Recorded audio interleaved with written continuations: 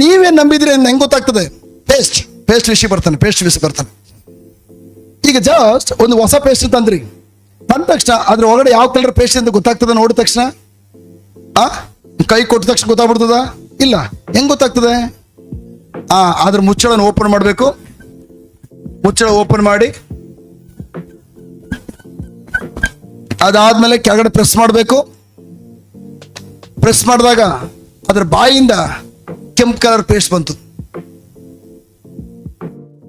Okay, ಕೆಳಗಡೆ press ಮಾಡಿದಕ್ಕೆ ಕೆಂಪು ಕಲರ್ ಪೇಸ್ಟ್ ಬಂತು. ಮಧ್ಯದಲ್ಲಿ ಪ್ರೆಸ್ ಮಾಡಿದ್ರೆ ಬಿಳಿ ಕಲರ್ ಬರ್ತದೆ. ಕರೆಕ್ಟ್. ಕೆಂಪು ಕಲರ್, ಅದಕ್ಕೆ ಹೇಳ್ತಾ ಇರೋದು. ಇಲ್ಲಿ ಕೆಳಗಡೆ ಕೆಂಪು ಕಲರ್ ಹಾಕಿದ್ರು ಕೆಂಪು ಬಂತು, ಮಧ್ಯಕ್ಕೆ ವೈಟ್ ಕಲರ್ ಹಾಕಿದ್ರು ವೈಟ್ ಕಲರ್ ಬರ್ತದೆ. ಹೌದಾ?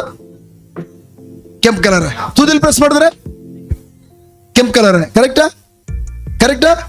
ಓಕೆ. ಅದಾದ್ಮೇಲೆ ಅದನ್ನ ತೆಗಿಬಿಟ್ಟು ಕೆಳಗಡೆ ಇಟ್ಕೊಂಡು ಕಾಲಲ್ಲಿ ಪ್ರೆಸ್ ಮಾಡಿದ್ರಿ, ಯಾವ ಕಲರ್ ಪೇಸ್ಟ್ ಬರ್ತದೆ? ಕೆಂಪು ಕಲರ್. ಯಾಕೆ ಕೆಂಪು ಕಲರ್ ಬರ್ತದೆ? ಕೈಯಲ್ಲೇ ಪ್ರೆಸ್ ಮಾಡಲಿ, ಎಲ್ಲೇ ಪ್ರೆಸ್ ಮಾಡಲಿ, ಕಾಲಲ್ಲೇ ಪ್ರೆಸ್ ಮಾಡಲಿ, ಯಾಕೆ ಕೆಂಪು ಕಲರ್ ಪೇಸ್ಟ್ ಬರ್ತದೆ? ಅದ್ರಲ್ಲಿ ಇರೋದು ಕೆಂಪು ಕಲರ್ ಪೇಸ್ಟ್ ಆಗಿರೋದ್ರಿಂದ, ಅದ್ರ ಒಳಗಡೆ ತುಂಬಿರುವಂಥದ್ದು ಕೆಂಪು ಕಲರ್ ಪೇಸ್ಟ್ ಆಗಿರೋದ್ರಿಂದ ಅದೇ ಅದ್ರ ಬಾಯಿಂದ ಹೊರಗಡೆ ಬರ್ತದೆ. ಕರೆಕ್ಟಾ? ಇನ್ ದ ಸೇಮ್ ವೇ ನೀವೇನ್ ನಂಬಿದ್ರಿ ಎಂಬುದಾಗಿ ಚೆನ್ನಾಗಿರೋ ಗೊತ್ತಾಗಲ್ಲ. ಸುತ್ತಮುತ್ತ ಯಾವಾಗ ಅವರು ಬಂದು ಅವ್ರ ಮಾತುಗಳ ಮೂಲಕ ಪರಿಸ್ಥಿತಿಗಳು ಬಂದು ಸುತ್ತಮುತ್ತ ನಿಮ್ಮನ್ನು ಅದ್ಮುತ್ತವೋ, ಕಾಲು ಹಾಕೊಂಡು ತುಳಿತವೋ, ಆಗ ಪ್ರಿಯರೇ ನಿಮ್ಮ ಬಾಯಿಂದ ಏನು ಬರ್ತದೋ ಅದನ್ನಾಗಿದೆ ನೀವು ಒಳಗಡೆ ನಂಬಿರುವಂಥದ್ದು.